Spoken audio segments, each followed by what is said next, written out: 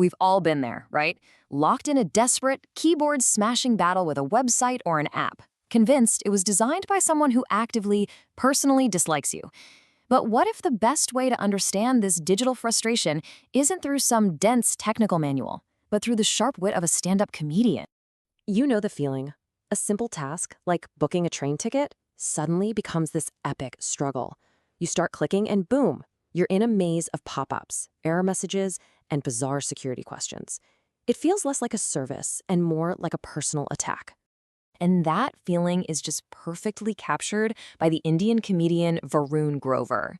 In one of his routines, he just tears apart the user experience of some of India's public service apps. So today, we're going to use his comedy as our source material to decode what makes technology so maddening.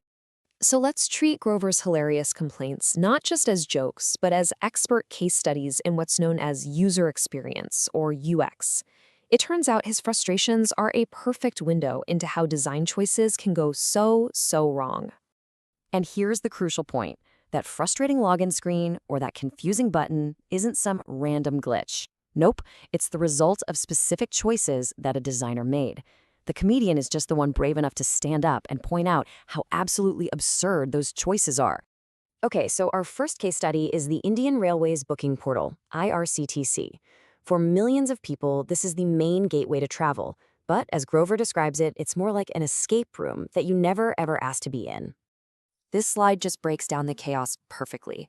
Instead of a simple login, Grover calls it a garba, a wild, chaotic dance of captchas. And get this, some of them are actually disguised ads.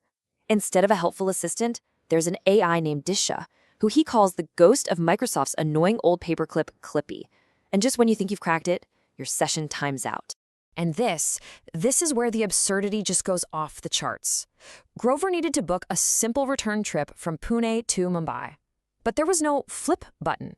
The system literally would not let him change the destination to match the origin. So he had to invent this insane 6-step process, using a totally random third city, Hyderabad, as a placeholder just to trick the system into doing what he wanted. This joke just lands so well because it highlights the complete and utter helplessness of the user. The interface is so broken, so counterintuitive, that it actually requires two people working in perfect sync, like some kind of Mission Impossible team, just to book a simple train ticket. So, if the IRCTC website is an example of just pure chaotic design, our next case study takes it a step further. We're talking about the local train app, UTS, which reveals a design philosophy that's not just confusing, it's actively hostile. Okay, keep this number in your head, 10 rupees. That's about 12 cents in US dollars. It's the price of a local train ticket in Mumbai that Grover is trying to buy. It is an incredibly small amount of money. Now look at this security for that tiny transaction.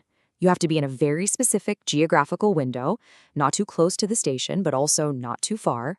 You need a one-time password sent to your phone, and the window to actually pull this off can be impossibly short. Why so much security for just 10 rupees? Well, Grover calls this bad faith design. It's a system that isn't built for your convenience. It's designed from the ground up to prevent you, the user, from cheating it. The entire experience is built on a foundation of pure mistrust.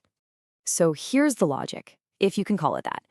The system is terrified that you'll wait until you see a ticket checker on the platform, and only then will you quickly buy a ticket on your phone to avoid a fine. But what's the user's reality? They just want to skip the massive line at the ticket counter. But no, the system's paranoia dictates the entire design. And this slide just visualizes the absolute peak of this madness.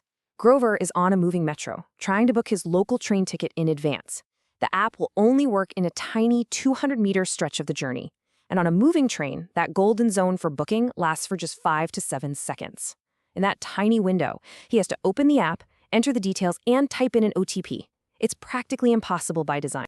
He compares it to breaking the chakra view, a near impenetrable military formation from the ancient Indian epic, the Mahabharata. It's not a transaction anymore. It's a heroic, almost impossible quest. And not just perfectly captures the feeling of fighting a system designed to make you fail. So, okay, these are hilarious stories, for sure. But Grover's comedy is pointing to something much bigger. This isn't just about bad apps. It's about our relationship with the very systems that are supposed to serve us. The design makes the priorities crystal clear. The user's convenience, way down at the bottom. Control, security, and a fundamental distrust of the average person are prioritized above absolutely everything else. The technology is just a new way of enforcing an old bureaucratic mindset. And this is really why it matters. These digital tools are the new front line of public service. And when they are designed with suspicion, when they feel hostile, they send a very clear message: you are not trusted. And that slowly chips away at the relationship between a citizen and the state. And that brings us to the final haunting question Grover leaves his audience with.